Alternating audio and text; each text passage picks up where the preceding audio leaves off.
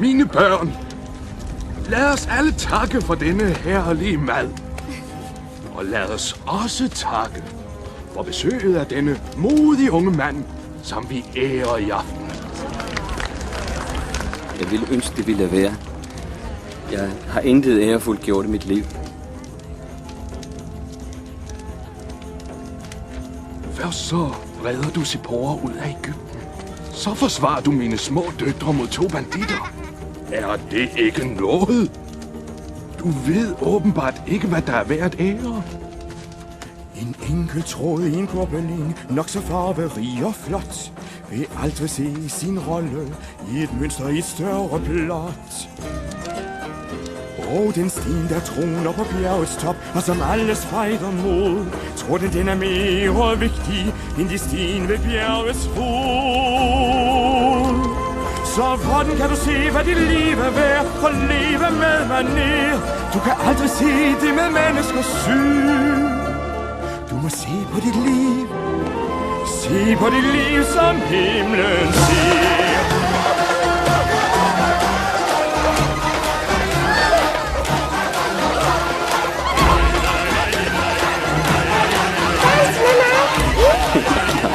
Jeg ved ikke, hvordan.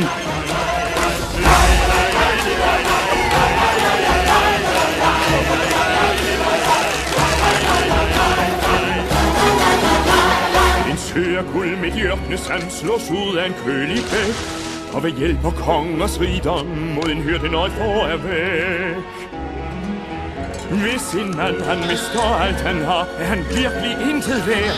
Eller er det mon hans skæbne at blive genfyldt nu og her? Hvordan kan man dømme en mands værdi, som rigest er så stor? På hvad han fik og på hvad han gav? Et svar er på vej. Et svar er på vej til den der lær. At se på dit liv som himlen ser. Og derfor deler vi alt med dig. Skær ind til sidste ben.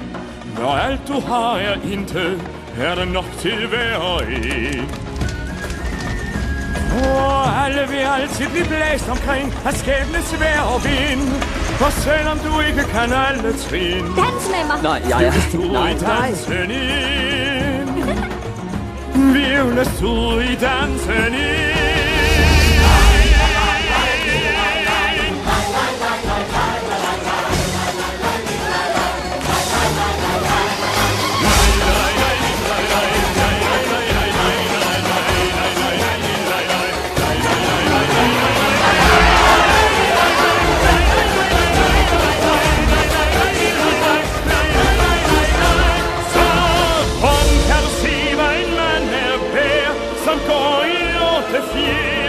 Du kan aldrig se det med menneskers syn. Se som himlen ser. Se på dit liv. Se på dit liv.